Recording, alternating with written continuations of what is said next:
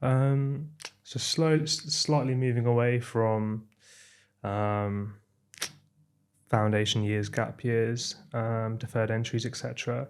A lot of students ask, they have this idea that Cambridge is a very expensive place to live, an expensive university to attend to.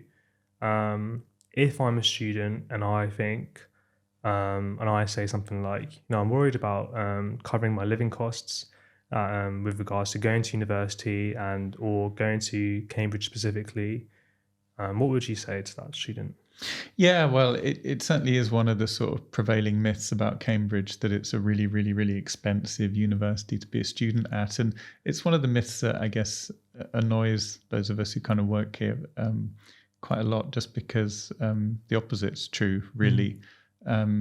Cambridge is actually not a particularly expensive university to be a student at.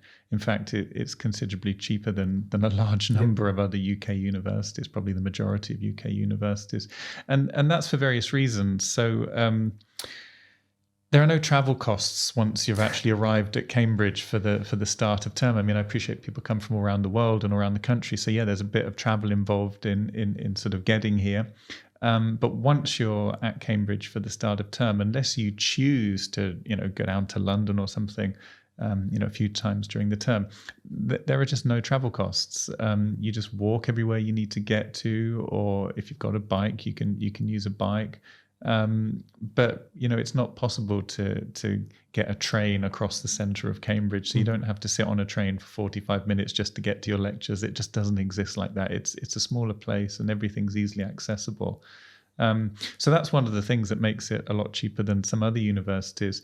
Another thing is that when the students are here, they're normally based in one of the colleges, and we're here in one of the rooms in Trinity Hall. The colleges are able to control the room rent, so the colleges can make sure that the rooms aren't prohibitively expensive. Whereas if someone were to go to a university where for the bulk of the course they're having to sort of rent a room in the private sector through a landlord, that often turns out to be a more expensive option. So I would say in general, the accommodation costs in Cambridge are considerably cheaper. And then also there's a lot of financial support that's available at Cambridge. That's both at the university level and at the college level. So there's a Cambridge bursary that's available to people who's it's how much money you receive from that is determined by household income, and it's a sort of sliding scale. So the people with lower household incomes receive more financial support. And that's a university level bursary that doesn't need to be paid back. You just get that money and you can use it for whatever you want to use it for. But then also at the college level, it's true of all the colleges, and certainly here at Trinity Hall, we have hardship resources basically. So if we've got any students and they're struggling to pay for their accommodation, especially if, say, their family situation has changed, maybe a parent has been made redundant unexpectedly, something like that. I mean, we're well aware we're in the middle of a cost of living crisis, so things are expensive generally at the moment.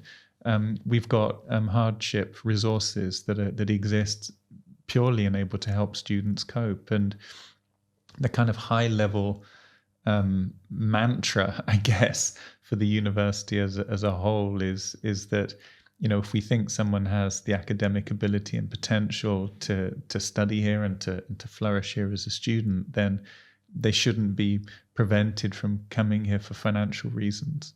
And we'll try to do whatever we can to make sure that that's not the case. Yeah, I mean, I really think Cambridge has the ethos that a student shouldn't feel like they can't study here because they can't financially afford it. That's definitely true for the home students to in international fees. There's not as much international financial support to cover the tuition fees, but if you're a home student and you're getting a student loan through the government, then your tuition fees are covered through the student loan. And often for international students, there are sources of funding from their countries. that help them fund study abroad.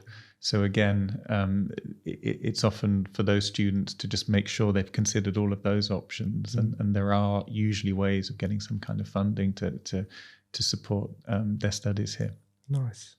Yeah, and I think one of the benefits about Cambridge and the collegial system, and is that if you were like the college community, the staff, the relationship between like the staff and the students, the pastoral care, it's like a second community, a second family away from a home.